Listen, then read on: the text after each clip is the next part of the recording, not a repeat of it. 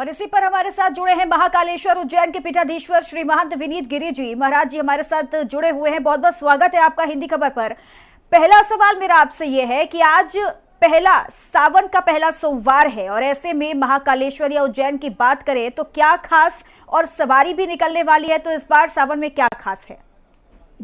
जैसा कि आप सबको ज्ञात है कि भगवान शिव को अत्यंत प्रिय है श्रावण का महीना, और इस वर्ष एक संयोग हुआ कि श्रावण 2 महीने का 59 दिन का श्रावण है, क्योंकि अधिक मास भी उसमें जुड़ गया है जी। तो इसलिए और ज्यादा विशेष महत्व बढ़ जाता है। श्रावण के महीने में जहाँ भी शिव मंदिर है, जहाँ भी शिवालय है, जहाँ भी ज्योतिर्लिंग है, जहाँ भी स्वयंभूलिंग है, वहाँ पर विशेष पूजा पद्धति और परंपरा की व्यवस्था रहती है। और उसी क्रम में भगवान महाकाल, क्योंकि यहाँ तो 365 दिन भक्तों का तांता लगा रहता है, आस्था भगवान महाकाल के प्रति सभी देशवासियों की, सभी शिव भक्तों की है। उसी क्रम में भगवान महाकाल के यहाँ जब श्रावण का महोत्सव प्रारंभ होता है तो उसमें हमारी परंपरा एक है जिसमें कि हर सोमवार को भगवान महाकाल की सवारी निकलती है। भगवान महाकाल, ऐसी मान्यता है, नगर भ्रमण पर निकलते हैं और भगवान महाकाल को राजा भी माना गया है, राजाधिराज हैं।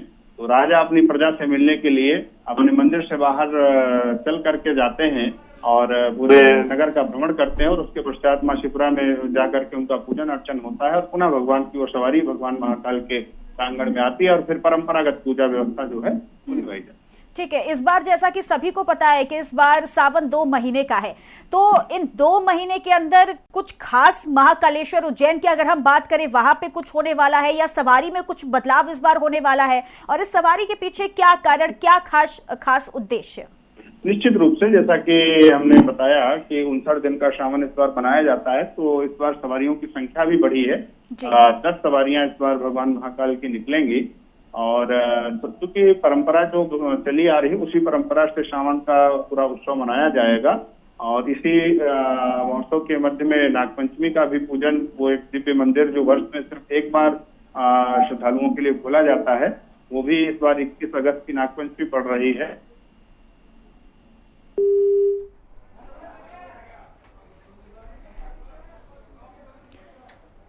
तो महाकालेश्वर उज्जैन के पीठाधीश्वर श्री महंत विनीत गिरी से हमारा संपर्क टूट गया है, दोबारा उनसे संपर्क करने की कोशिश करेंगे। लेकिन आपको बता दें कि आज पहला सोमवार है सावन का, और सिर्फ महाकालेश्वर उज्जैन ही नहीं बल्कि हर मंदिरों में एक भारी भीड़ भी नजर आ रही है। इस बार श्रावण मास जो है वो बेहद खास भी है, और इस बीच 1 महीने का जो समय है वो और बढ़ गया है। यानी इस बार का सावन इसलिए भी खास हो जाता है क्योंकि 2 महीने का सावन और शिव की आराधना हर कोई इस बार कर रहा है। और कैसे, तमाम ऐसी चीजें हैं जो जानना भी बहुत ज्यादा जरूरी है कि अगर आप व्रत रखते हैं तो क्या चीजें आपको करनी है, क्या चीजें नहीं करनी है। अगर आप सावन में हर रोज जल या दूध शिव जी को चढ़ाते हैं तो उसमें आपको क्या, किन चीजों का बहुत ध्यान देना है और किन चीजों का ध्यान देना जरूरी है। तो एक बार फिर से पीठाधीश्वर श्री महंत विनीत गिरी जी हमारे साथ जुड़ चुके हैं। विनीत गिरी जी, अब देखिए इस बार सावन जो है वो 2 महीने का है, सभी को पता है, लेकिन अब सवाल ये है कि जो हर रोज जाकर के शिव जी को दूध या जल चढ़ाते हैं, किन चीजों का ध्यान रखना बहुत ज्यादा जरूरी हो जाता है उन लोगों के लिए? देखिए, हमारे यहाँ भगवान शिव को देवादिदेव महादेव को भोले भंडारी भी कहा गया है। तो भगवान शिव की पूजा में बहुत ज्यादा विधि विधान की ऐसी कोई आवश्यकता नहीं पड़ती है।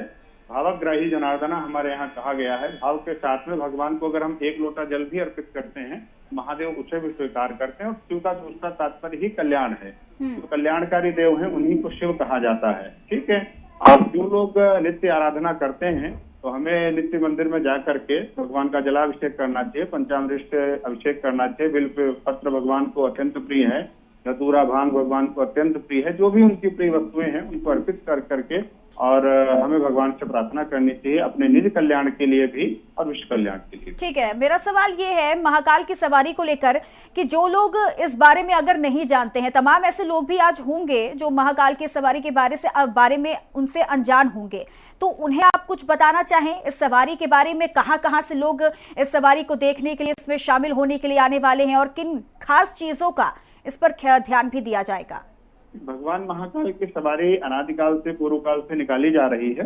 और उसके पीछे जो हमारी मान्यताएं हैं वो ये हैं कि भगवान राजाधिराज हैं और वो प्रजा से मिलने के लिए, अपने नगरवासियों से मिलने के लिए बाहर निकलते हैं, मंदिर प्रांगण से बाहर जाते हैं और पालकी की जो हमारी परंपरा रही है उस परंपरा के अनुसार वो पूरे नगर का भ्रमण करते हुए पुनः वापस मंदिर में आते हैं। पहले चूंकि यहाँ पर आसपास के क्षेत्रों के लोग आते थे, लेकिन अब तो पूरे देश से ही नहीं अपितु विदेशों से भी जो भी भगवान महाकाल के भक्त हैं वो एक भगवान महाकाल की उस सवारी की झलक पाने के लिए, राजाधिराज की झलक पाने के लिए लोग आते हैं। लोगों की अथाह आस्था और श्रद्धा भगवान महाकाल की उस सवारी और परंपरा के प्रति। ठीक है, क्या कुछ समय भी इसको लेकर के निर्धारित किया गया है सवारी को लेकर? जी बिल्कुल, हमारी परंपरागत पूजन होता है और पूजन के पश्चात शाम को 4 बजे सवारी का पूजन होने के पश्चात में सवारी निकलती है यहाँ से। और फिर जैसा भी भक्तों की भीड़ होती, जैसा समय होता, पूरा जिला प्रशासन उसमें मुस्तैद रहता है। जिला प्रशासन की देखरेख में वो सवारी निकलती है और शाम को सवारी जब वापस आएगी तो भगवान की फिर आरती होती है। ठीक है, अब ऐसे में संत लोगों की अगर हम बात करें तो क्या महाकालेश्वर से जुड़े हुए संत ही सवारी में रहेंगे या फिर बाहर से भी कुछ संत सवारी में शामिल होने के लिए आ सकते हैं, उन्हें भी बुलाया गया है? सवारी में सभी लोग सम्मिलित हो सकते हैं, जो भी श्रद्धालु हों, जो भी भक्त हों, सभी का स्वागत होता है, सभी लोग सम्मिलित होते हैं। ठीक है, अब बहुत बड़ी बात है अगर देखा जाए महाराज जी कि सावन का सोमवार पहला सोमवार भी है और ऐसे में 2 महीने का है, तो इसके पीछे क्या अगर मैं कारण समझना चाहूं कि 2 महीने का इस बार सावन क्यों? क्योंकि अधिक मास इस बार जुड़ गया है, तो अधिक मास के जुड़ने के कारण सावन 59 दिन का हो गया है।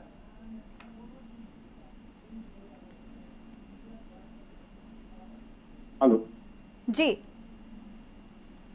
हेलो जी आवाज आ रही है आपकी, अपनी बात पूरी कीजिएगा। जी, अधिक मास होने के कारण इस बार सावन 2 महीने का कहा जा रहा है और ये अच्छी बात है। भगवान शिव की आराधना करने के वैसे तो 365 दिन हमें करनी चाहिए, लेकिन ये अच्छा हमारा सौभाग्य है कि एक लंबा उत्सव मनाने का हम सबको अवसर मिला है और हम सबको उसका आनंद लेना चाहिए और अपने प्रत्येक साधक को अपने साधना की कर्तव्य पथ पर आगे बढ़ना चाहिए। ठीक है, अब ऐसे में अगर महाकाल की सवारी की अगर हम बात करते हैं महाराज जी, तो ये कहीं ना कहीं और काफी ज्यादा लोगों को इसमें सम्मिलित होने के साथ साथ बहुत बढ़ावा देने की बात भी हो जाती है। तो अगर एक संदेश देने की कोशिश की जाए बाकी लोगों को इसके जरिए, तो क्या देना चाहेंगे? देखिए, निश्चित रूप से चूंकि भगवान महाकाल की सवारी में बहुत ही आस्था लोगों की है और बहुत बड़ी संख्या में लोग श्रद्धालु आते हैं, तो मैं तो सबसे आग्रह करूंगा कि जो जहाँ पर है अगर वो संभव हो सके तो आजकल चूंकि वर्चुअल बहुत सारी चीजों के माध्यम से हम आधुनिक उपकरणों के माध्यम से हम उसका दर्शन कर सकते हैं, तो उसका भी हमें उपयोग करना चाहिए। अगर हम आ पाने में सक्षम नहीं है, जहाँ पर भी हम बैठे हैं तो लाइव भी कई चैनलों के माध्यम से चलता है, तो हमें लाइव भगवान महाकाल का उस सवारी का अद्भुत दर्शन करना चाहिए। क्योंकि भीड़ बहुत ज्यादा आ रही है और अपनी समय की भी अपनी सीमा होती है, व्यवस्थाओं की भी एक अपनी सीमा होती है, लेकिन फिर भी जहाँ पर आस्था होती है वहां पर व्यवस्था अपने आप भगवान महाकाल बना देते हैं। बिल्कुल, ये चीज बिल्कुल ठीक है कि इस बार हम तस्वीरें भी हम महाकालेश्वर से अगर हम देखें तो पहले सावन में पहला सोमवार जो आज हुआ है इसमें भस्म आरती की भी तस्वीरें वहां से सामने आई हैं, तो इसको लेकर के क्या कहना चाहेंगे? क्योंकि ये तो बहुत प्रसिद्ध है भस्म आरती, लेकिन अब ऐसे में यहाँ क्या तैयारियां महाकालेश्वर में की जा रही हैं? और देखिए, हमारी जो परंपरा है भगवान की वो सामान्य दिनों में भी वही परंपरा रहती है, बस सावन में इतना परिवर्तन होता है कि सावन में पट रात्रि को 2:30 बजे खुल जाते हैं और उसके पश्चात 3:30 और 4 बजे के बीच में भगवान महाकाल को भस्म अर्पित कर दी जाती है।